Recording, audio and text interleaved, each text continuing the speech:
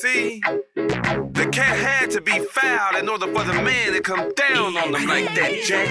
Now see, one thing about the man is that the man is not gonna come down on you unless you try to come down on the man. So what we got to do is learn to be righteous when it comes to coming down on the man. Cause if you don't mess with the man ain't gonna mess with you. Dig that. Ain't no black power. Propaganda program in your mind. Propaganda program in your mind. Be mine with me. Propaganda program in your mind. Propaganda program in your mind. Be mine with me. Propaganda program in your mind. Propaganda program in your mind. Be mine with me. Propaganda program in your mind. Propaganda program in your mind. Be mine with me. American political propaganda machine, controlling the minds of African beings, controlling what I know by what I hear and what I see. Signed the Civil Rights Bill and told me I was free, and I believe. Bush bombed the towers, then said he was protecting me, and I believe. Voluntarily joined his army to fight for freedom overseas, and I believe.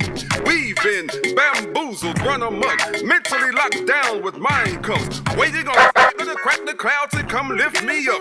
Patiently I await while I'm stuck, sinking fast in deceitful quicksand, hit with African images of Tarzan, come out of the madman, giant Ugandan, lesbian, images of Suge and Celie, images as Nefertiti, in order to justify genocide, first dehumanized, then destroyed, portray all blacks to be savages, pimps, hoes, and dope boys, murderers and liars, prevent the rise of another black messiah, discredit and fabricate, colonize and false educate, neutralize self-help with images that force me to self-hate, belittle and berate black women as gold-digging hoes so that I place no value in them. So mentally distraught, I set my sights on a democratic to grant me my human rights. My savior is my enslaver, therefore my enslaver I refuse to fight.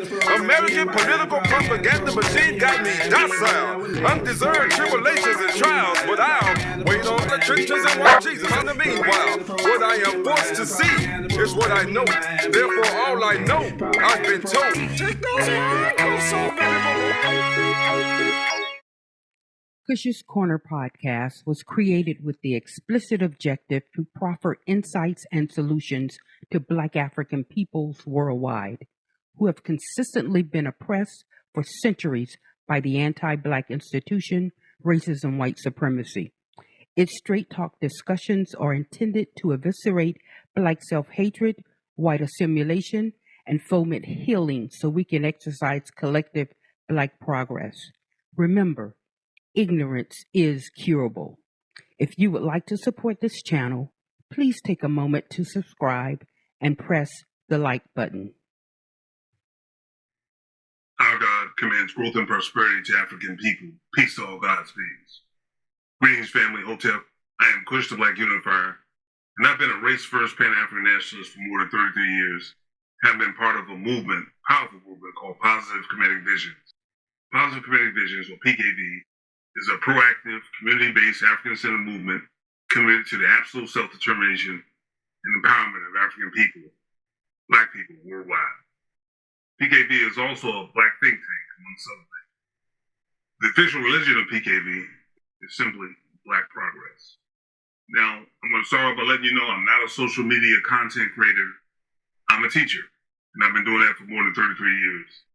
You're invited to my class today, so I'm going to ask you to put your thinking caps on, listen, pay attention, and stay to the end, where I will proffer solutions to improve our conditions. Now, I'm going to start off with a spoiler alert. You know, I've been hearing a lot of these social media content creators speaking on how Pan-Africanism doesn't work, Garveyism doesn't work, pro-Black doesn't work, race first doesn't work, Black nationalism, whatever. It's because, brothers and sisters, they're severely ignorant. The race first Pan-African nationalist is not dead, dying, or unsuccessful. Our quest for liberation has always been unpopular, given that liberation requires overall group discipline and participation. Plus, let's look at the fact that it's a scary thought. It was a scary thought for our ancestors to even think about leaving a plantation, escaping the slave master's plantation. And today it's almost just as terrifying to think about leaving that mental plantation, and physical in some cases. Self-hating Negro voices, with the assistance of our white oppressors, have always attempted to make our life on a plantation both comfortable and normal. Nothing normal about the situation that we're in, brothers and sisters. Being a race-first Pan-African nationalist, my job is to help repair and restore the Black race so that we can once again maximize our full potential as the planet's first and most extraordinary human beings. First and most extraordinary human beings. With that said, most of the things that I have to say and teach is not intended to make you feel comfortable. In fact, a lot of what I have to teach, like my fellow African peers, will sometimes make you uncomfortable and even angry. But I'm going to ask you to set your feelings aside. Get out of your emotions. I believe in straight talk. So many of the things that I say may end up making you uncomfortable and even angry. Brothers and sisters, if you deem my words to be harsh or unkind, understand that my love and loyalty is to the African race.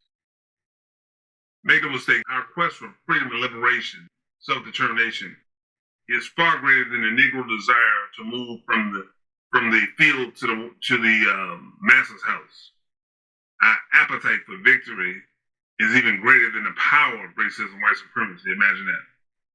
For example, my motivation largely comes from the Haitian Revolution, brothers and sisters. As you see, I'm flying the Haitian flag in the background. No, I'm not Haitian. I've never actually been there. I want to go. But of course, Europeans have made sure the conditions there are extremely volatile and have been for a long time. But the tiny Caribbean nation of Haiti defeated the French, Spanish, and the British militaries and actually gained their independence in 1804. This is extraordinary. They became the first and only country in modern history established by a slavery law. I think in history, period. It is important to note that Haitians did not accomplish this magnanimous defeat under the guise of European Christianity. That's super important, brothers and sisters, because we have to understand most of what we've been told, most of what we think we know, is actually a lie. So with that said, I'm thinking about something I heard more than 2 decades ago from my great ancestor, Brother Neely Fuller. He said, if you do not understand white supremacist racism, what it is and how it works, everything else you understand will only confuse you. He said this in 1971. That statement gave me pause. It's a very powerful statement. And I said, everything that you think you understand will confuse you. He further says, the only form of functional racism that exists amongst the people of the known universe is white supremacy. And of course, white supremacy is the only racism that I'm concerned about this time, having experienced it my entire life. So let's be very, very clear about my intentions, brothers and sisters. My intention is to teach you. I want you to put on your, put everything I say, like Baba Ashur Kwesi says, a mental court of law. Examine what I say and do your own research if you need. Don't believe anything that I tell you. Frederick Douglass had this to say, our ancestor, about the Haitians. He said, those Spanish Christians found in Haiti a million of harmless men and women, and in less than 60 years they had murdered nearly all of them. With religion on their lips, the tiger in their hearts, and the slave whip in their hands, they lashed these innocent natives to toil, death, and extinction. When these pious souls had destroyed the natives, they opened the slave trade with Africa as a merciful device. The freedom that has come to the colored race the world over is largely due to the brave stand taken by the black sons of Haiti 90 years ago. I'm going to read that again. The freedom that has come to the colored race the world over is largely due to the brave stand taken by the black sons of Haiti nearly 90 years ago. When they struck for freedom, they built it better than they knew. Their swords were not drawn and cannot be drawn simply for themselves alone. They were linked and interlinked with their race and striking for their freedom. They struck for the freedom of every black man. So brothers and sisters, that's very heavy. Even in 1893, when Frederick Douglass said this, he understood the power of that tiny Caribbean nation and what those brothers and sisters had accomplished. Something we haven't seen before and haven't seen since. The little community of Haiti, anchored in the Caribbean Sea, has had a mission in the world, and a mission which the world has had much need to learn. She has taught the world the danger of slavery and the value of liberty. In this respect, she has been the greatest of all our modern teachers. Again, said our ancestor, Frederick Douglass. The title of today's class is Fabricated Negro Beings, the Devolution of Africans in America. This is a very heavy subject, brothers and sisters. I'm going to say it again. Fabricated Negro Beings, the Devolution of Africans in America. I want to start off by saying Africa is our autobiography. It is a majestic place. I know that we don't feel that way, and most of us don't feel that way in our current state. Back when I was growing up and all through school, I was always taught that Africa was a place full of savages and wild animals. And having traveled there many times, brothers and sisters, is far from that. But I understand that Africa is like this giant bank for Europeans. They've stolen and taken all the material resources and even the people from Africa. In the end, taught the people that they abused and kidnapped that the place that they come from is a dump. But this is intentional, brothers and sisters. But Africa is absolutely our autobiography. Dr. John Henry Clark said, Africa is our center of gravity, our cultural and spiritual mother and father, our beating heart, no matter where we live on the face of this earth. He said that African people have yet to call Africa, African people in diaspora, or even African people in Africa, we've yet to call it our spiritual holy land, our high holy land. Of the seven wonders of the ancient world, only the pyramids still exist. That's amazing. Those temples and pyramids and grand structures were built by us, brothers and sisters. And when I visited there in 2006 with the Kemet Nu Know That Self tour with Brother Asher and Sister Mary Kwesi, it was like a college semester in under 2 weeks. Just a brilliant course and understanding who and what we are.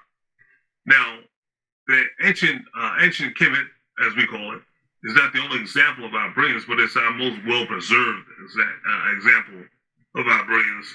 And I just want to say that if you get an opportunity, please take the time and effort. Cancel your trip to Europe or your desires to even go there. Spain, France, Switzerland, places like that. Brothers and sisters, go back home. And it will be spiritually refreshing for you. Go back home and watch the transformation that takes place. But it's important that we don't go back home as Negroes.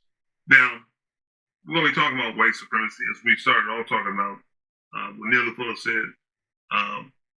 What is racism, white supremacy? A lot of people talk about racism, a lot of black people, because that's what I'm talking to. I'm talking to black people. A lot of black people like to talk about racism, white supremacy, and without having a full understanding of what it is. Racism, white supremacy is more than just simple misunderstandings. It is a meticulously crafted system institution developed by whites to conquer, exploit, and annihilate, particularly black people, but all non-whites on planet Earth.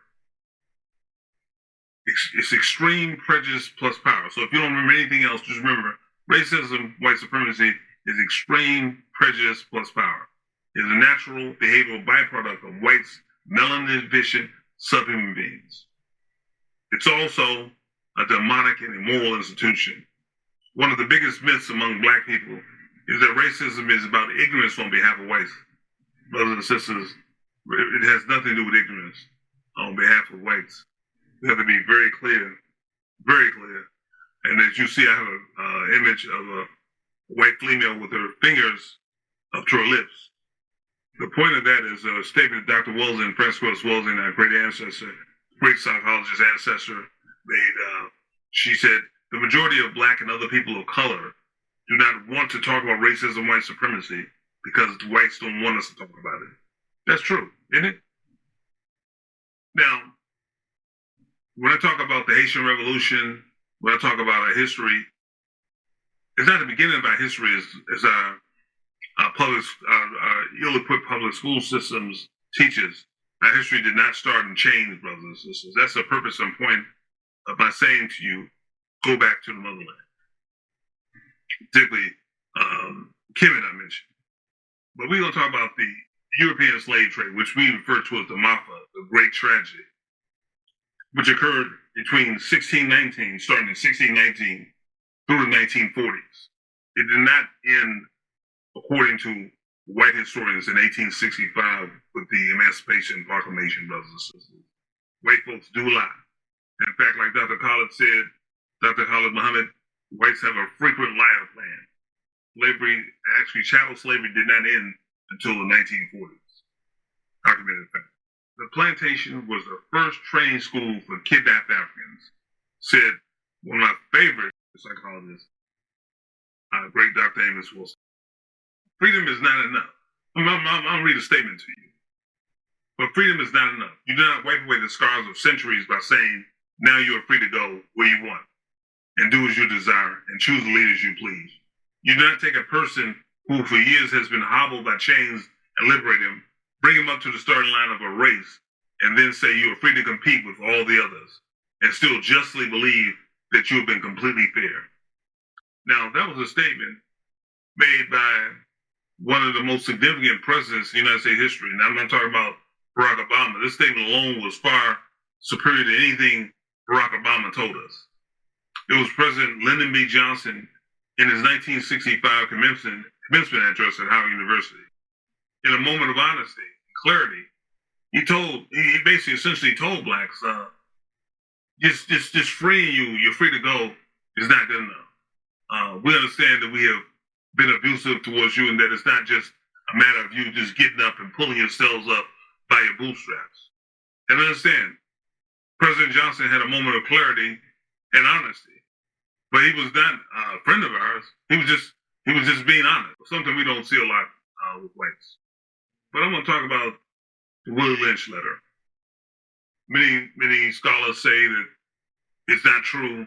Really, the Willie Lynch letter was a speech given by a slave owner in 1712 who came from the Caribbean to the U.S. to teach the white slave owners methods on how to control enslaved people.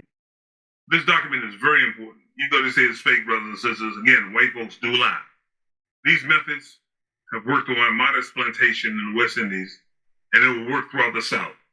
Take this simple little list of differences and think about them. On top of my list is age, and it's there only because it starts with an A. The second is color or shade. There is intelligence, size, sex, size of plantations, and status on plantations. Attitude of owners, whether the slaves live in a valley, on a hill, east, west, north, south, have fine hair, coarse hair, or is tall or short. Now that you have a list of differences, I shall give you an outline of action, but before that, I shall assure you that distrust is stronger than trust, and envy stronger than adulation, respect, or admiration. The black slaves, after receiving this indoctrination, shall carry on and become self-refueling and self-generating for hundreds of years, maybe thousands. Don't forget, you must pitch the old black male versus the young black male, and the young black male against the old black male. You must use the dark-skinned slave versus the light-skinned slaves, and light-skinned slaves versus the dark-skinned slaves. You must use the female versus the male, and the male versus the female. You must also have your white servants and overseers distrust all blacks. It is necessary that your slaves to trust and depend on us. They must love, respect, and trust only us. Gentlemen, these kits are your keys to control. Use them. Have your wives and children use them. Never miss an opportunity. If used intensely for 1 year, the slaves themselves will remain perpetually distrustful of each other. Isn't that the case that we're dealing with even today? We're still dealing with a slave mindset that's been indoctrinated in our minds by this Willie Lynch mentality. And for all those who say that it's not true, it's not real, understand something about it. One thing I've come to learn about whites, and you know this too, especially if you ever worked alongside whites, they love to meet. They love to establish guidelines for business. And so we absolutely understand they definitely have manuals, and probably other manuals that, not probably, but absolutely other manuals for the enslavement of African people that we have no idea even exist. They absolutely meet and trade notes, and they perfected their method. So much so that, again, we still suffer even to this day. But when we move from Willie Lynch, that whole concept of slavery, and talking about Lyndon B. Johnson saying that you don't just free a slave and basically essentially saying it's not fair just to free a slave and think that ex-slave is allowed or able to go for himself or maximize his own potential. There was a movie studio called MGM. It was founded by Louis Mayer, and he did a film in 1915. This is extremely significant. It's called The Birth of a Nation. D.W. Griffith's A Birth of a Nation. This film portrays black characters, in blackface, as unintelligent, sexually aggressive towards white women. The Ku Klux Klan, a white supremacist hate group, is portrayed as a heroic force that protects white women and maintains white supremacy. This movie was monumental, so monumental that it was actually screened inside the White House, where it was watched and enjoyed by President Woodrow Wilson. And he called it a national treasure. This film, it guaranteed that whites would not go soft on the sense that we were freed from the actual chattel slavery, so to speak. It gave whites instructions, just again a manual, for dealing with us, and actually saved the Ku Klux Klan and actually grew the Ku Klux Klan. After this film, where blacks were just shown in the most ridiculous light, brothers and sisters, lynchings, all types of hyperviolence, the miseducation, it just multiplied and increased. It was going to happen anyway, but this just accelerated that environment. There were a lot of other anti-black propaganda that started even before then. We talk about vaudeville, minstrel shows, widespread blackface imagery, gross historical lies, etc. All these things contributed to this environment of anti-black propaganda. And this had a profound effect. Even to this day, brothers and sisters, if you look at what comes out of the black man and black woman's mind, even when we produce movies, we incorporate that mentality. And of course, they during the 1970s came up with this blaxploitation.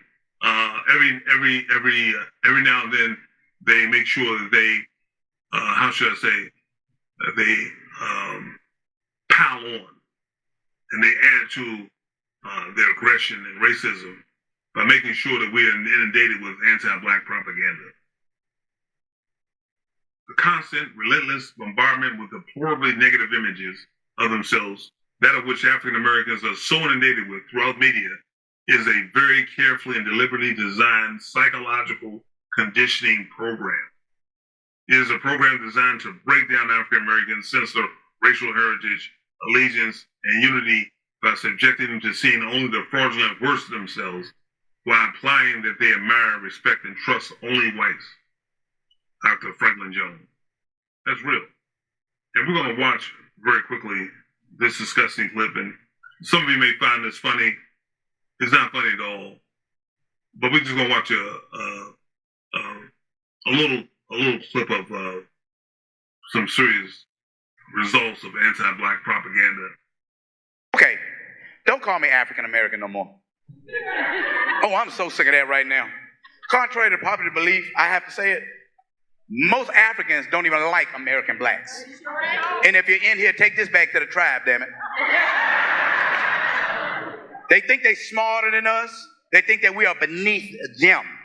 They always try to tell our women in the United States that they're a prince or a king back in their country. Like, shut the hell up. You live on 100 Avenue. Don't nobody care if your giraffe roll on doves. When there's something, brothers and sisters, if you want to see the whole thing, you can go to the comedian's name is Arnez J. And I'm not singling him out because it's a lot of us, brothers and sisters. But his is the most profound, very interesting to me because just the hatred that we have for ourselves, the self-hatred, it's unspeakable. What is black self-hatred that I keep mentioning? Black self-hatred is an unnatural, internalized, acute dislike for people of African descent by individuals of African descent. A disorder that causes black people to adopt or assume a self-destructive paradigm. It is an inherently oppressive ideology that sets forth that individuals have to abolish their culture, distinguishing aesthetic features to move to what is deemed as normality. You saw an example of that in a quick comedy skit where RJ was, it's called Don't Call Me African. That's real heavy, brothers and sisters, because science proves that you are indeed African. Don't tell me anything else. Science proves that you are. All you have to do is take a swab, brothers and sisters, and it'll determine where you came from. And I guarantee you, if you're black, place you right back in Mother Africa. In 1940, a couple, I love my psychologists. I love my black psychologists, or black liberating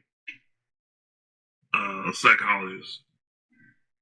These freedom fighting psychologists. And there was a couple, Dr. Kenneth and Mamie Clark, who in 1940 they developed this doll test. And this doll test it pretty much established that it proved that black people hate themselves. And all the things I talked about thus far, it proved that it was effective. The anti-black propaganda was super effective. All the imagery that we've seen, we've internalized the self-hatred. When we behave as adults, we must recognize that our behavior will be visited upon our children. Our children pay for our misbehavior. And that does not end at the point of occurrence. It continues to reverberate into the future and down across generations. Isn't that what's happening, brothers and sisters? We see our youth hating themselves. The doll test is still very, the results of the doll test are still accurate to this day. We're going to see this quick clip.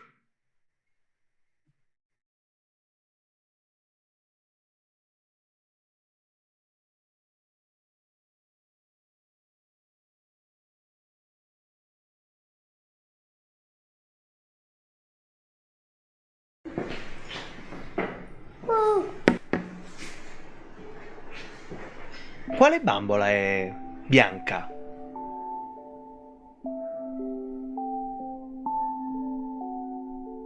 Quale bambola è nera? Quale delle due è bella? Questa. Qual è quella bella? Qual è quella brutta? E qual è quella buona? Quale è cattiva?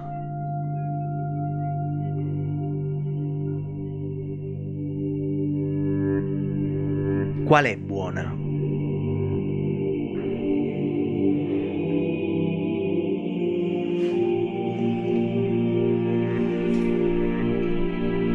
Lei.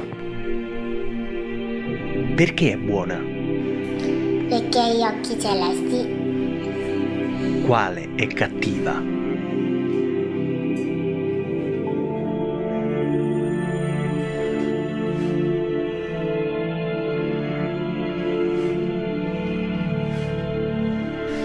Perché è cattiva? Perché è tutto nero. E qual è la bambola che ti somiglia di più?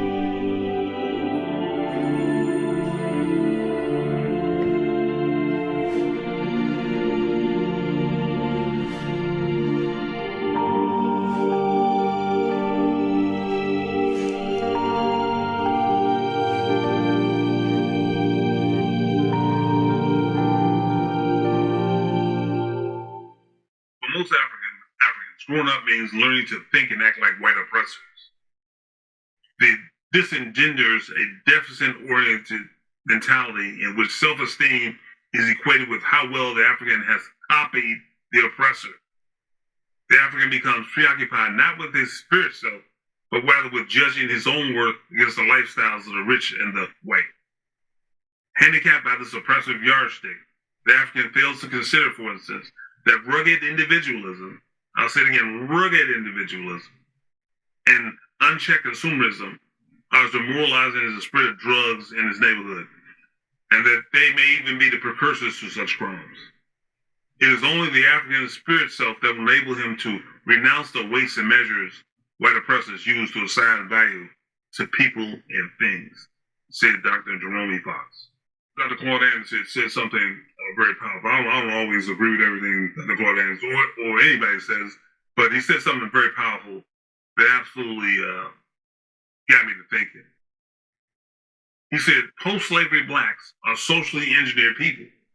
And again, if we're being honest and we're having this moment of introspection, we're putting the mirror in front of ourselves, we're definitely socially engineered people. So if you look at the images I have here, you see that desire to look white, the self-hating cosmetics, the hair, all the different surgeries we go through. Michael Jackson is one example of self-hate. If we look at the drug usage, man, do we use some drugs? Smoking weed, and Dr. Collar once said, if we want to get over smoking weed, we've been over a long time ago, as much weed as we smoke, brothers and sisters. But other drugs as well, the skin lightening, European Christianity, the infighting, the extreme feminism, the bonnet wearing, all the brothers walking around with their pants sagging to the criminality. Also, to this horizontal integration. All these things are proof that we are socially engineered people. I say we're socially engineered beings. We're not who God intended us to be. And in fact, I'm going to say this and it may make you a little angry, but we have to be honest. Honest all the time, and I hope that you are as well. Blacks in America are the worst representation of Africans worldwide. We're the worst representation. I mean, when you think about the resources that we have access to books, we have access to money, we have access to land, we have access to resources that other Africans around the planet, other blacks around the planet don't have. And what have we done with it, brothers and sisters? Absolutely nothing. When you look at the number of millionaires that we have, particularly with the entertainers, brothers and sisters, collectively, they've accomplished nothing. And again, proof that we're socially engineered people. Every now and then, 1 in a million, 1 in 2 million, 1 in 10 million will do something that actually advances the cause of our race. But that's how thorough the anti-black propaganda has worked on us. When I use the word Negro, I don't mean to be offensive. I just have to be real. What is a Negro? Negroes are black people who, out of confusion, fear, ignorance, naively assist the ambitions of racism and white supremacy. Negroes admire and trust whites. They don't know who the enemy is. Negroes are integrationists. Negroes are usually selfish, not committed to race responsibility, rugged individuals. Negroes generally have shifting morals and lack discipline. Example, we love the N-word. We dislike the term, the term cracker. We hate that term, but we use the N-word with impunity. Negroes tolerate racism, white supremacy, and they like to pretend that it doesn't exist. They only address it when it is convenient. Most Negroes are anti-intellectual and ahistorical. What you tell you, brothers and sisters? Nearly all heroes and sheroes are entertainers. That's sad. Most black politicians, preachers, and entertainers, including athletes, are no doubt Negroes, brothers and sisters. Negroes, if you don't remember anything else, Negroes put beliefs above facts. That's a problem. We need to start putting facts above beliefs. There's no such thing as your truth, brothers and sisters. This is simply the truth. You're entitled to your own opinions, but you're not entitled to your own facts. The fact is the facts. Negroes are generally the least informed. Most Negroes shrink in white spaces. You know how it is when whites come around. You'll see the brothers and sisters who have a propensity to just shrink and tighten up and straighten up their English and try to impress these whites when they come around. I see it all the time. It's quite indicative of the fact that, again, the anti-black propaganda that started before the shadow of slavery is still in effect. The Will Lynch is still in effect. Negroes are indeed sheep. When you say sheep, I'm talking about people like this entertainer called Snoop Dogg, who had an issue with lesbianism he saw in a Disney movie when he took his grandchild to a movie, he talked about it.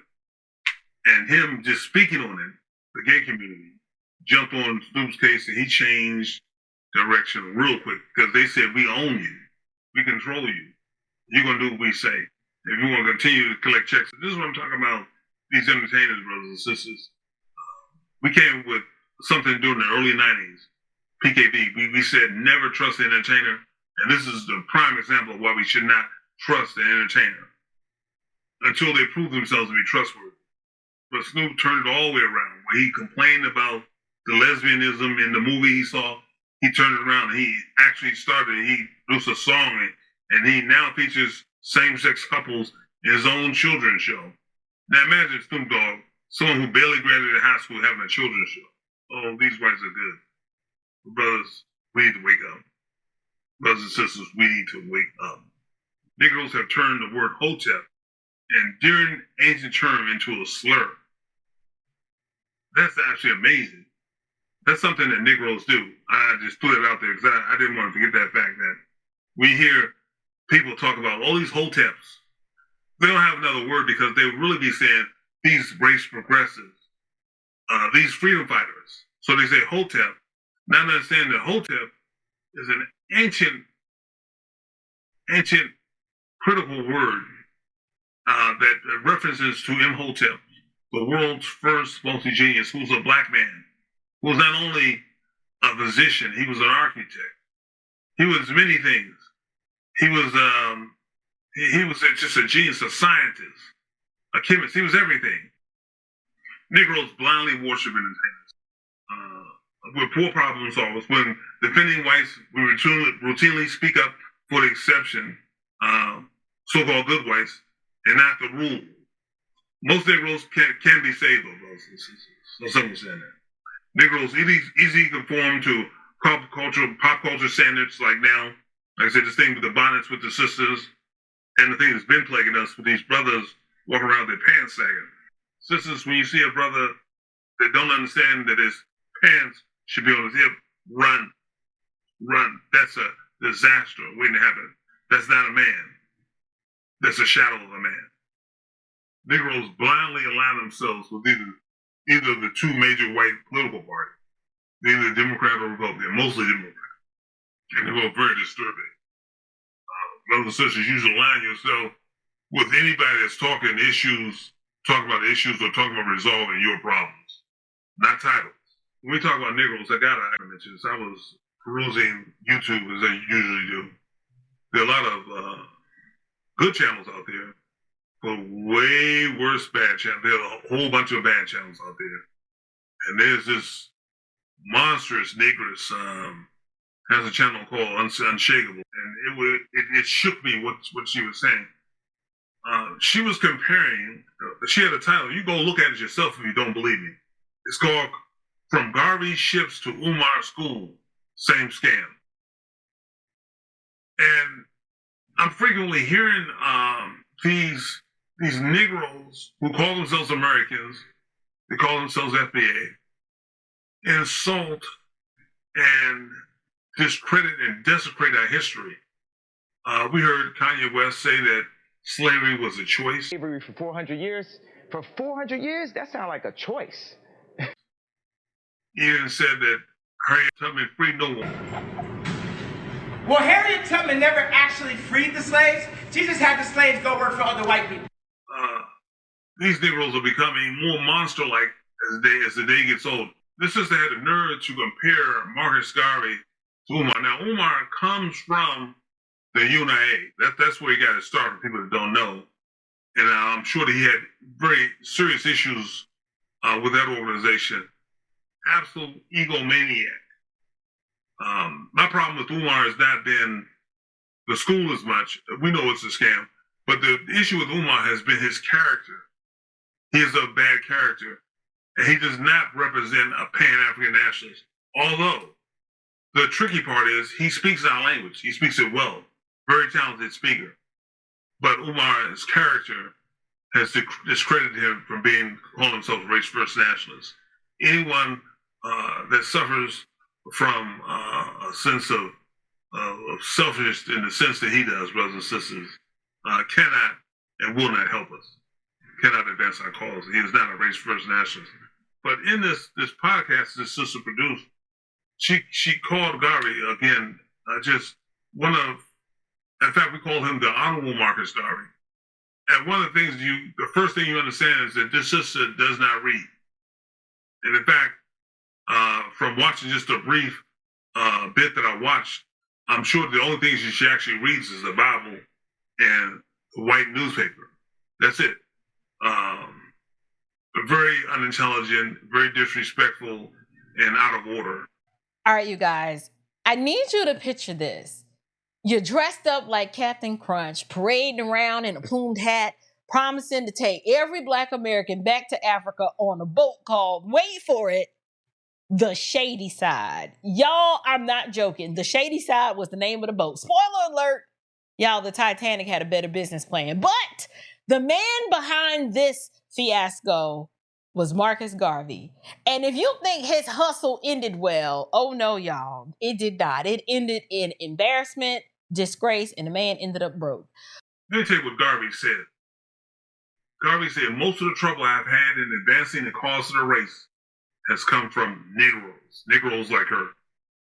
So this is really sad and sick that one would call Garvey a scam artist without understanding how his shipping line was destroyed and the white involvement and also the Black involvement in imprisoning him and eventually putting him out of the country. Brothers and sisters, we have to wake up and wake up now. They've always been voices around us that have told us the truth, that are telling us the truth, and we refuse to listen to it. I'm going to talk about a Negro with a Superman's cape on, which we call the Uncle Tom Negro. Now, Uncle Tom Negro is special. Uncle Toms are the ultimate Negroes who, with malice and forethought, have made a conscious decision to assist the ambitions of racism and white supremacy. Uncle Toms don't admire, they worship and protect whites. Uncle Toms relish in the company of whites.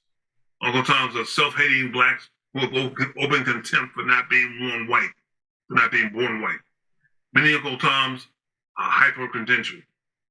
Uncle Toms are pretentious and view themselves as superior to other Blacks, the house slaves. Uncle Toms believe that they're immune to racism, that they're immune to racism and white supremacy, and they deny that it exists as an institution. Uncle Toms are convinced that Blacks are our own worst enemy. That makes absolutely no sense, brothers and sisters. We're not our own worst enemy. We are our enemies. When we look at the self-hatred, when it's infused in our blood and our spirit, of course we're our own enemy. But our worst, absolutely not. Uncle Tom Negroes are unrepentant, crawling dogs for the white race. They prefer the dominance of whites and white institution over their lives. They don't think they can make it without whites. And when I talk about Uncle Toms, I'm talking about persons who mostly cannot be saved. The only thing that Uncle Toms hate more than Black liberation or liberators is themselves. And I'm showing you a picture of this ex-Chicago police sergeant, Ronald Watson. I'm sure you probably heard this story a few years ago, where this degenerate Negro went around with a goon squad of fellow cops, arresting innocent brothers and sisters, mostly brothers, putting fake charges on them, and where they were in prison for many years, and he got a slap on the wrist, a very light prison sentence. He's out of jail now. And brothers and sisters, this is Uncle Tom, unrepentant crawling dog. Now, when I talk about, speaking about self-hatred and Uncle Tom-like behavior, there are two organizations that kind of come about in recent years. One is called the American Defenders of Slavery, started in 2016, and Foundational Black Americans started in 2022. And just very quick, I'm going to do a full class on particularly FBA because it's a growing movement. But ADOS and FBA are strong in competence, but severely lacking in historical knowledge. ADOS and FBA have an anti-African agenda. Everything the ADOS and FBA follows claim that diasporic Africans have done to them, whites have done far worse. Yet they have no smoke for whites, none. All their hatred and vitriol is pointed right towards Mother Africa and Africans. Really weird. The non-scientific arguments that black people in America are not African descendants is akin to the utterly ridiculous argument that males get pregnant and give birth. I mean, it's really mind-boggling to me. That people is only destroyed when it loses its memory. This was said by a monster, Napoleon Bonaparte, 18th century French general. He talked about when you destroy people's history, you got them. And that's what these movements are about. Very CIA, COINTELPRO-ish like. They want to cancel Kwanzaa, but not Christmas. Make that make sense. And these same Negroes who claim the American, we're out there on 4th of July, they're celebrating America, not there, but America's independence. Easter, they're celebrating a bunny laying eggs. They're doing Valentine's Day. Halloween, they're out there doing everything, calling themselves Americans. Meanwhile, disrespecting and giving mad hatred towards African-centered high holiday. Recently, I come across an issue, and for most of you, I'm sure it's probably dead with you now, but I find it extremely offensive. I'm going to tell you a quick story. When I went to college, I pledged a fraternity and successfully pledged a fraternity. And during the 80s, it was very popular for Black historians to visit campuses. It was, in fact, pretty normal to see everybody from Minister Farrakhan to even Dr. Khaled on college campuses and many others, teaching, instructing Black students. And this helped to keep our heads straight. This really was a guiding light for us. But that behavior, that trend has come to a halt. Of course, our white enemy has destroyed the lecture series on Black college campuses. But I went to UDC in DC. I went there to visit there to hear a professor by the name of Dr. James Small. I hadn't heard him. I'd heard of him, but I hadn't actually heard him speak. So I wore my blue and white. I was very proud. I had just pledged to my fraternity. I was real proud, to be a member of my fraternity. I went into, it was a very packed auditorium, and I was unprepared for what happened. Dr. Small began to lambaste. I mean, he scorched the whole idea of Greek fraternities. And here I am. I knew the Greek alphabet was inundated in Greek history and fraudulent Greek history. Didn't know they stole everything from Mother Africa. All the concepts, the math, the science, everything. And instead of getting angry with his brother, scorching it, I was like a deer caught in the headlights. I was amazed. I'd never heard such. And it blew me away. And after the lecture, I went to Professor Small and I said, well, we can do better. We can just spread the word that we're not Greek and all that kind of thing. I'm not a dumb person. My thing was, you can't fix stupid. So I don't make stupid arguments. So I didn't go to him trying to say, yeah, but Greeks is, no. Everything he said made absolute sense. And he showed proof during his lecture of what he was talking about. Talking about ancient Kemet. Now I'd done some reading before, but I never understood the gravity of the situation, this whole idea of Greek letter organizations, and he destroyed that. And so I really appreciate that moment. Now, I'm going to say this about Professor Small. I disagree with his stance and his embracing the alphabet community. I have a real issue with that. But he is still our elder, and he's still an intellectual who is actually an instructor, a professor. We have this Negro, Tariq Nasheed, who accidentally came into power. Now, I'm tell you what happened. He came up with this concept he went around interviewing our greats. And he came up with the concept. He didn't come up with it because the first person to do it was Wesley Snipes. He did a series called Great and Mighty Walk. You should go back and check that out as well. But Hidden Colors, good series, produced by Tariq Nasheed. and his integrated team. They put that together and introduced a whole group of young blacks to these freedom fighters, these historians, these psychologists, these race first. And in interviewing with him, our ancestors, many of whom become ancestors, our leaders, actually gave Tariq Nasheed some fake power. And so with this power, he has taken on the personification of a freedom fighter. Brothers and sisters, he is no freedom fighter. He's a disrespectful youngster who doesn't understand that we're not getting anywhere, we're not going anywhere without our elders, brothers and sisters. We have to honor our elders. We have to respect our elders, because you can't, how do you move forward without understanding the path that you're on? You can't, you absolutely cannot. But Professor Small was the first prominent historian that I met. And in fact, when I talked to him just a few years ago, he may or may not remember this. I told Professor Small, I said, be very careful about interacting with these Negroes, these YouTubers, these content creators, because we end up giving them power that they should not have. This fake power.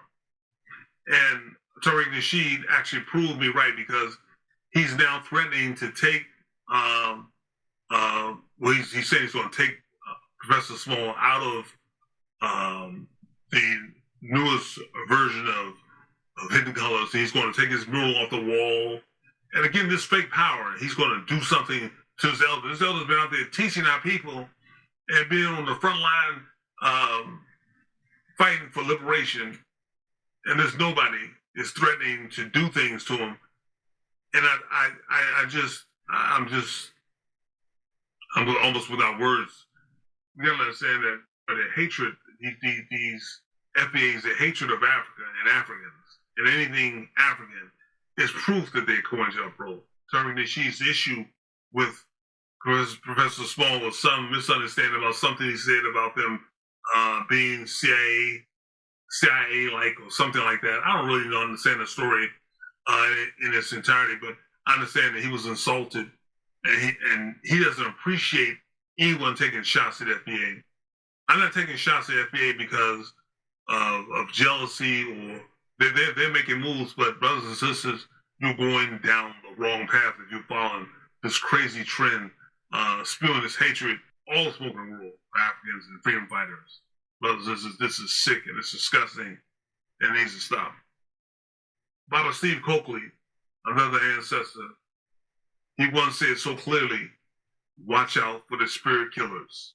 And indeed, FBA and NATOs are spirit killers. If you get a chance, watch the video, Why Did Everybody Turn Against James Small?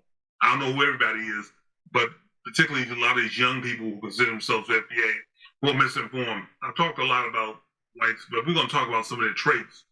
Just moving on. Some of the traits of whites. Whites are arrogant, supremely arrogant, unwavering nationalists, super predators. They do not believe in nonviolence. They believe in teaching us about nonviolence, but they don't believe in nonviolence themselves. Expert liars, thieves, and murderers are psychopaths. Greedy. They do not believe in sharing. In fact, our ancestor, Dr. John Henry Clark said, whites don't want some of it. They don't want a little bit. They don't want half. They don't want most. They want it all. They don't believe in sharing, so they're greedy. They hate different, fanatical snoops, unqualified to diagnose or interpret racism, white supremacy. Decided that they are God above all. Whites will never change. The objective is to change your view of them. All of their major achievements were accomplished through lying, cheating, and extreme bloodshed. Understand that. Mentally, whites will always view African people as their property. All whites are racist to varying degrees. I said all. Whites are possessed with a natural pathological lust to dominate everything, brothers and sisters. History proves that whites are only going to help black people solve their problems if the solutions benefits them as well. Some whites are capable of good deeds, brothers and sisters. Some aren't, and that confuses us. But Make no mistake about it, it's just a good deed. Because you can do a good deed does not make you a good person. When we talk about white culture, there's a brother, Dr. Kepper Kamal, who said, white culture does not acknowledge the real substance of the unseen, such as spiritual laws and feelings between people. White culture produced a mental framework which assumes that the material world is the only reality. I was perusing, once again, YouTube. There's a sister, Michi X. I don't watch her all the time. She's kind of hard to watch at times because of the profanity. But I rock with my sister on a lot of issues. And she did a video, it's called You Should Be Kissing the Ground. And I'm going to direct you towards that. If you get an opportunity, please watch that, because you're going to see how white religious figures, at their base level, how they feel about Black. And brothers and sisters, this leads me to where I really want to get to as I start to get close to my solutions. I want to talk about the fact I hear a lot of content creators talk about American. Brothers and sisters, we are not American. You've all heard of Muhammad Ali. He won the Olympics in 1960 in Rome in boxing. And he also won the heavyweight title in 1964 from the white mafia back to Sonny Liston to become the heavyweight champion of the world, and it was the greatest boxer in the history of boxing. But Muhammad Ali, after winning the Olympic medal, he went back home and he was denied service at a restaurant. He was proud to have represented America, and it gave him cause to understand that everything is not what it seems. You are still hated. You're still relegated to the back of the bus. And brothers and sisters, he showed us, he proved to us, he gave us an example of why we don't want to call ourselves American. Now, we live here in America and we enjoy being in America. There are some positives to it. I've traveled many parts of the world, and I can say that, America cushions you from the dangers of the rest of the world, most of which they've created, by the way. But Muhammad Ali was a living proof and a living example that we're not American, because we have to talk about African and Black diaspora, what has been done to it. We have to talk about the slave trade. We have to understand the lynchings and the assassinations. We have to understand how welfare in America just destroyed the Black family and destroyed the Black male role. We have to look at the tremendous drug and alcohol push, entertainment institutions, the Black negativity promotion continues. How America instigates conflicts between Blacks and non-white immigrants. And I'm telling you, brothers and sisters, don't put too much energy into this whole sending immigrants home. Who's more of an immigrant than a white man? I'm not defending brown people, but I'm telling you that this war on immigrants is just a precursor. We're next. Remember, I said it. We're next. So understand, don't get too wrapped up into it. And I understand we have definitely issues with immigrants. We have to deal with that. And we've been dealing with it. They've been very disrespectful in a lot of cases of us, but brothers and sisters, I'm not talking about Africans, because let me just be very clear. If I were an African, Native African, and I came to America and saw a condition that Black people in, not just the ghetto whites, but the Negroes who were assimilated, I would be mortified. I would be afraid of you too, brothers and sisters, because, again, you represent the worst. So I wouldn't want to live around you either. And I'm saying this, having had issues with Africans. I've had a lot of issues with Native Africans, but let's understand, most of the smoke, most of the hatred, most of the bad activity, bad behavior is coming from us here. The assimilations. So we need to do better. But I'm talking about the brown immigrants, brothers and sisters, the Asian immigrants. We have issues with them. I'm not defending them, but we're next. And let's talk about religion. I just talked about the podcast you need to check out from EGX. Go check that out. Also, the attack on our effective black leaders. We need to look at that also. The anti-Black educational system, public education system, the rampant workplace anti-black racism, rampant. We quickly forget that. And just a worldwide anti-black corruption.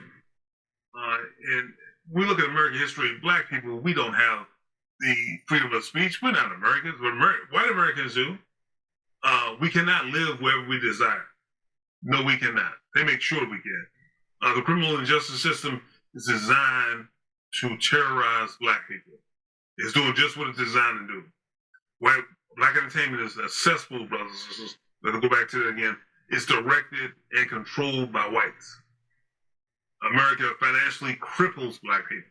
Let's look at that. I'm talking about all the things we can think about when you say American. White religion protects racism, white supremacy by sabotaging black liberation.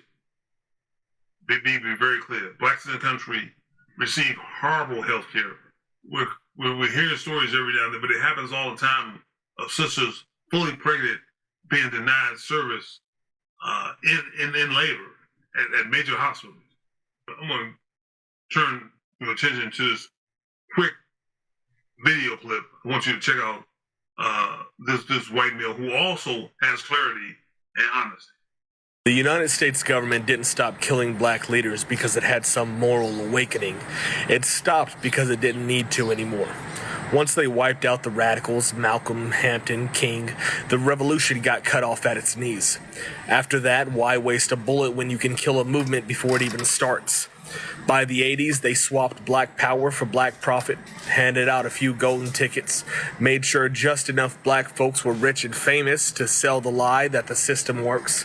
Instead of liberation, they handed out contracts, endorsements, executive positions. Instead of black power, they sold black excellence. Nobody's saying black folks shouldn't be successful, but success inside the system ain't the same as dismantling it. They let a few through the gates just as long as they played by the rules. And those rules talk about personal success, not collective struggle. Build a brand, not a movement. They don't gotta assassinate anymore. They can just buy you out or turn you into a punchline. Look at Colin Kaepernick. Stood up for something. Got blackballed out of the league. Angela Davis spent decades on FBI watch lists. Fred Hampton taught them their lesson. Don't let them get big enough in the first place to matter. So now they lock people up before they get too loud. Call them terrorists, call them extremists. Then turn them into a headline, a mugshot, or a social media circus. For the rest, they dangle the American dream like a carrot. Work hard, climb the ladder, keep your head down. But whose dream is that? Black median wealth is projected to hit 0 by 2053. Redlining never disappeared. They just rebranded it as gentrification. Jim Crow didn't end. It mutated into mass incarceration. More black men are in prison today than there were enslaved in 1860. That is not coincidence. That is design. And this machine doesn't just grind down black communities. Yeah, black folks take the hardest hit, but they're not the only ones trapped inside it. Working class whites, Latinos, immigrants, poor folks, it keeps them at each other's throats while real power stays untouched. They convinced half the country that a CEO with their skin color is their ally, while their neighbor is their enemy. Divide and conquer. Same playbook. So the real question ain't what happened to the movement, it's how to bring it back. If they don't have to kill revolutionaries anymore, that means we already lost once. Winning again won't look comfortable. It won't be polite.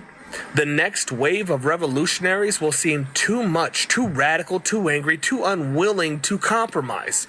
But that's the only way forward. The civil rights movement was called extreme in its time. The labor movement was called un-American. Every fight for freedom gets smeared before it gets won.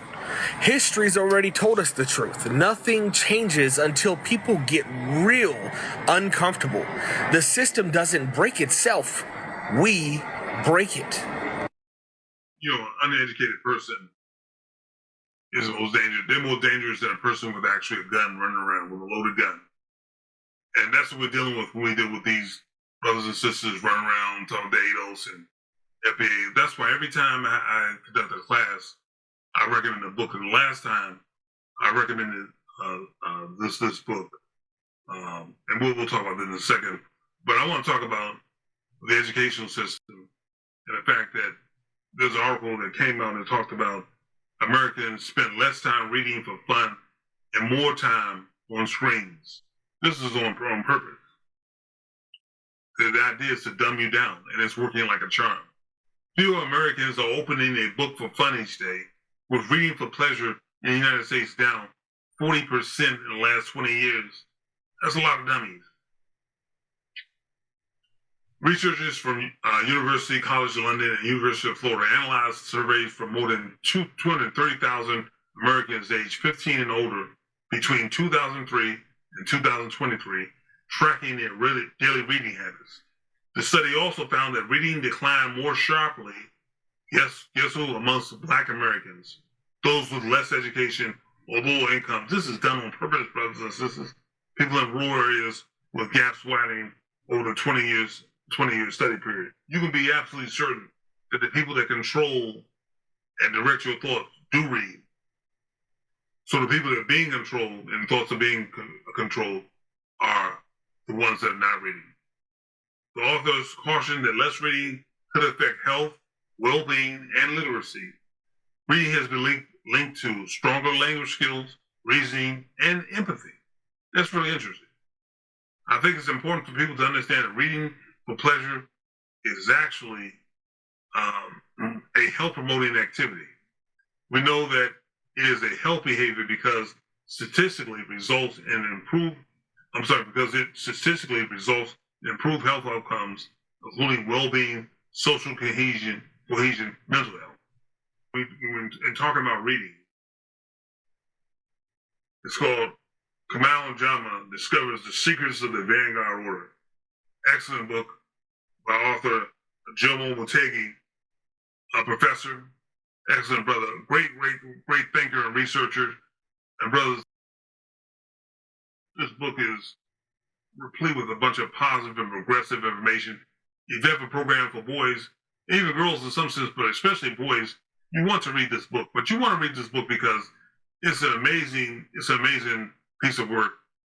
And again, not just because I know the author, but because it's just a great piece of work, just simply said. And I gave you instructions or suggestion to read this book last time. I'm going to say to you again, get this title if you don't have it in your library, and have your youth, your youngins under your tutelage read it as well. So brothers and sisters, no, I'm not patriotic. It took almost 100 years for Black people to be seen as legally equal in this country after we were freed from bondage.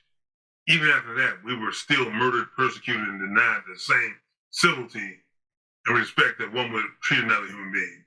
Never forget that no matter what age you are, you were grown up in a segregated America, which is only recently truly integrated. Not really. Well, the money is integrated, that's for sure. We're still living in a society which only 140 years ago saw me and others like me as cattle. And yet we were still denied reparations. We were still denied the truth of our history, and we're currently watching our government erase the past at home while promoting manifest destiny in a foreign land. We might not be bonded physically now, but we don't need to be. We're exactly where they want us to be.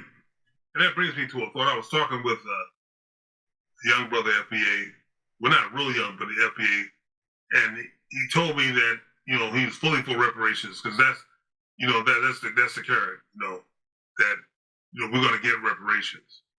And I said to him, brother, if they gave you reparations today, you would still be the same slave that you were yesterday and the day before. Reparations, in this mindset that we have, in this frame that we have, this spirit that we have, is going to do us no good. It's not going to advance the cause. Again, look at the millions of dollars, the tens of millions of dollars, billions of dollars that our entertainers collectively hold, yet a very small, tiny, infinitesimal percentage of them actually help Black people, actually help the cause.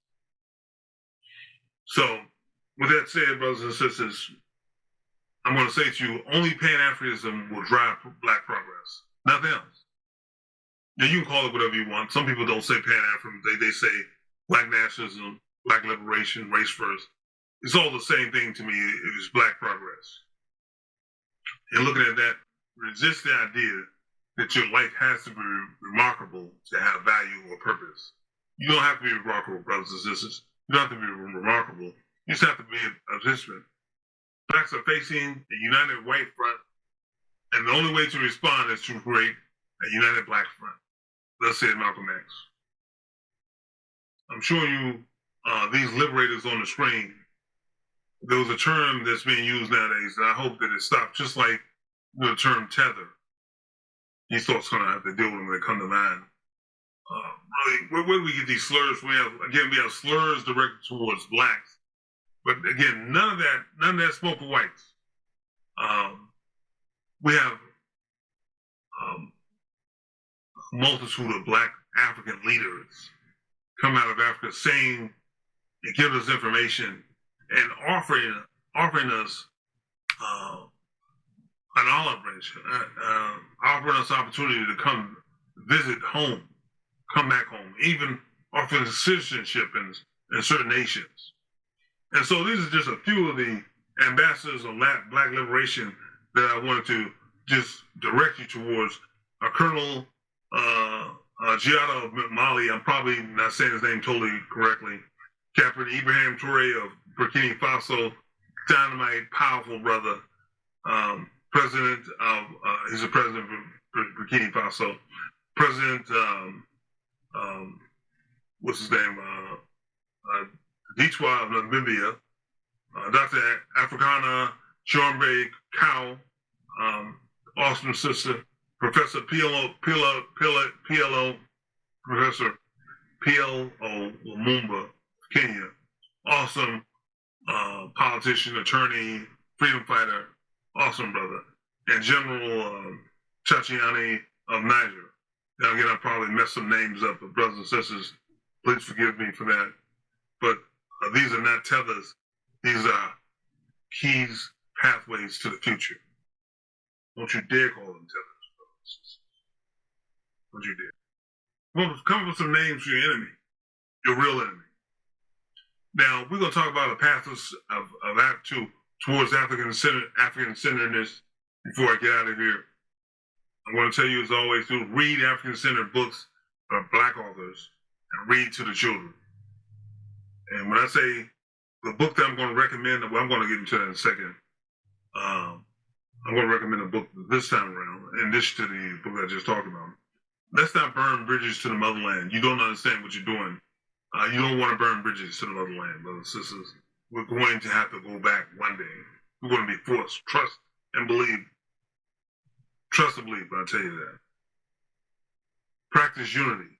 Form close bonds with woke, not white woke, but Black woke, conscious Africans. Eat healthy, home-cooked meals often. Brothers, it's too much fast food. I don't believe that you have to be a vegan or a vegetarian to have a healthy diet. I just don't believe that. But I do believe, well, I do know that we've got to do a better job. That's why we have suffering these diseases and these mental blackouts or whiteouts that we're having at this point, because we're just putting garbage in our system. Garbage in, garbage out. Do not support degenerate entertainment or entertainers. Take a revolutionary position. Let's stop integrating with non-Blacks. Bury the N-word. Encourage others to stop using a racial slur. Do not live in white communities. Be the example, brothers and sisters. How can our communities get any better if we always leave them? And if you say crime and stupidity is inundating these communities, well, again, that's more reason you need to be there. And if you're there, it'll slowly but surely wipe out those negative forces, those negative entities. Have zero tolerance for drugs and alcohol. That includes weed. That's disappointing to you, brothers and sisters. We can't do anything high. Anything positive or progressive.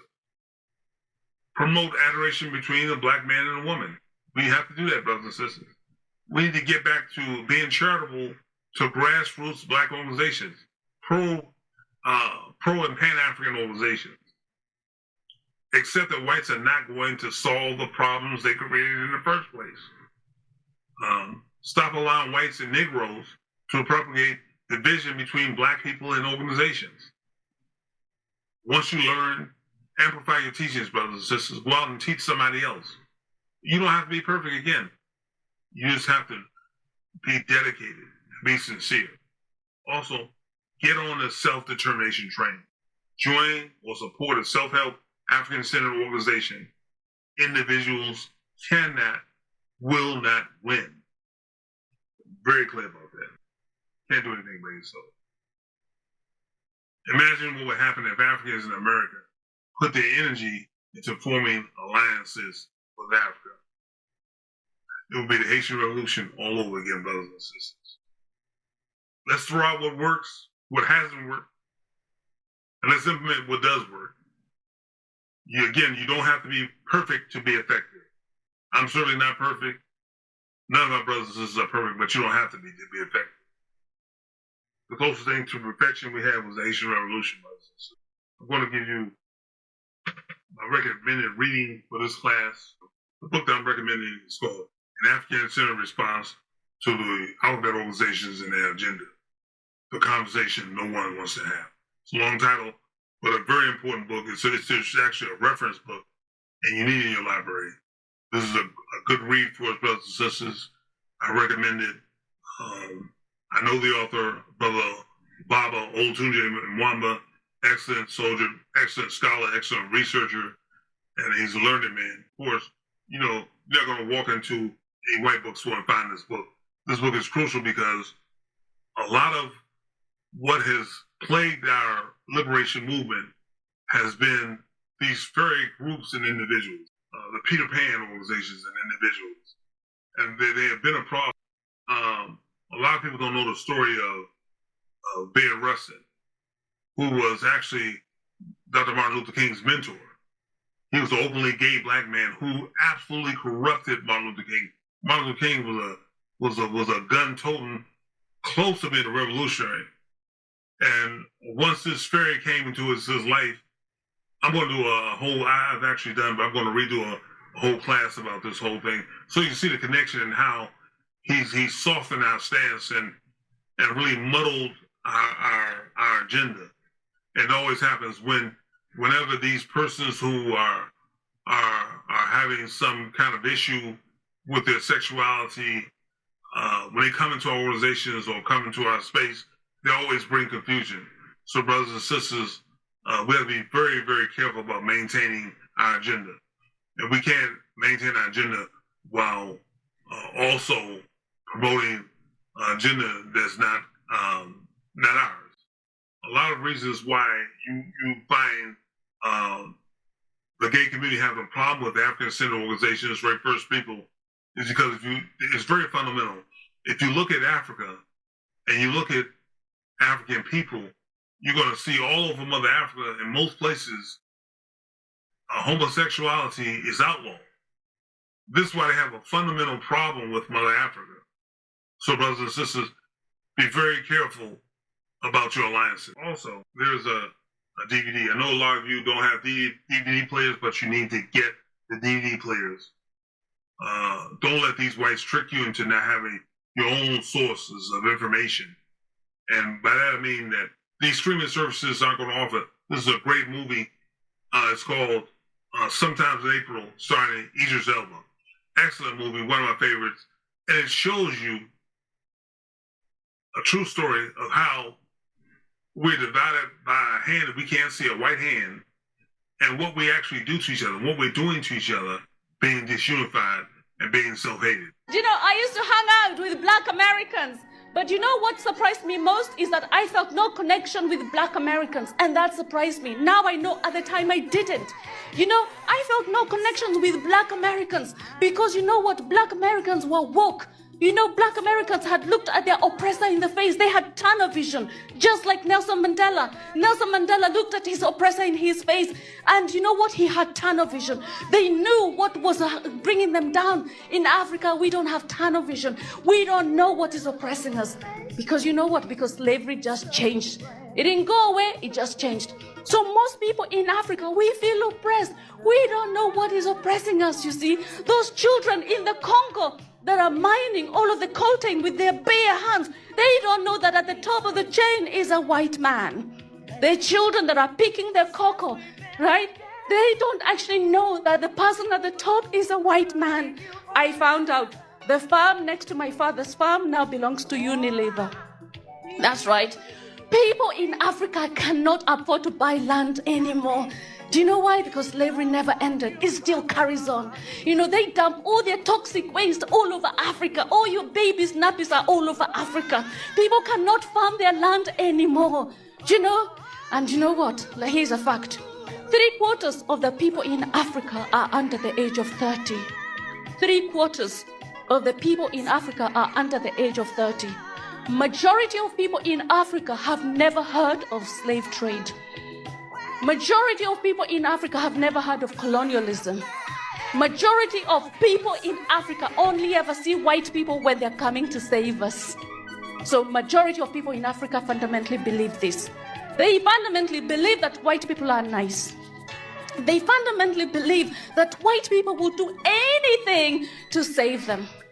They fundamentally believe that if they walk across the Sahara Desert, cross perilous seas, the nice people in Europe will be welcoming them with big open hands. I say, if you don't want people from Africa coming to your continent, let them know the real you. That's right. Show them, because information in Africa, history is completely controlled in Africa. We don't learn history in Africa. Do you know what? Show them the brutality of the empire. Show them the brutality of the slave trade. Just show them. And you know what? If you don't want people from Africa coming to Europe, leave Africa alone. Talking specifically to those people, watch this movie. This is very important and very critical in starting your understanding of what this artificial divisions they're creating in our movement is doing to us. So we don't need any more chaos and confusion, brothers and sisters. Lastly, if you are a straight black person residing in DMV or in Atlanta and want to learn more about PKV's live learning circle, please contact us at 202-207-7886. We still live in the real physical world, brothers and sisters. We won't do a whole lot of emailing. I mean, we do some, but I'm saying at some point in time we have to get back to the four walls of a concept that was explained by, again, Neely Fuller, that tells us that brothers with exist in physical. Human relations are far too complicated to be totally in cyberspace or electronic space. We got to get out of that mentality. Got to get out of that. We got to get back to the physical. There's no way we want to foment a proper response to racism and white supremacy through electronic or social media. It can get it started, but it won't finish it. I'm going to end, like I always end, each and every victim of racism should minimize the time and effort spent doing anything other than speaking, thinking, and acting in a manner that helps to eliminate racism and helps to establish justice. Each and every person should seek to do this every day in every area of activity, including economics, education, entertainment, labor law, politics, religion, sex, and war, said Baba Neely Fuller. We should make ourselves consistent with our ancestral past. The whole judicial philosophy that was based upon harmony with the universe. Let us reconnect with our ancient words. I'll be back. If you appreciated this discussion and would like more content from Kush the Black Unifier, please take a moment to subscribe and press the like button. Leave all comments and suggestions in the comments section. Also, Kush the Black Unifier does not utilize social media, so if you would like to contact him, please visit Positive Comedic Vision's website at positivecomedicvisions.org. Asante Sana for sharing your time, Hotep. Understand what they do. Propaganda program in your mind, propaganda program in your mind. Propaganda program in your mind, propaganda program in your mind. Be mine with me. Propaganda program in your mind, propaganda program in your mind.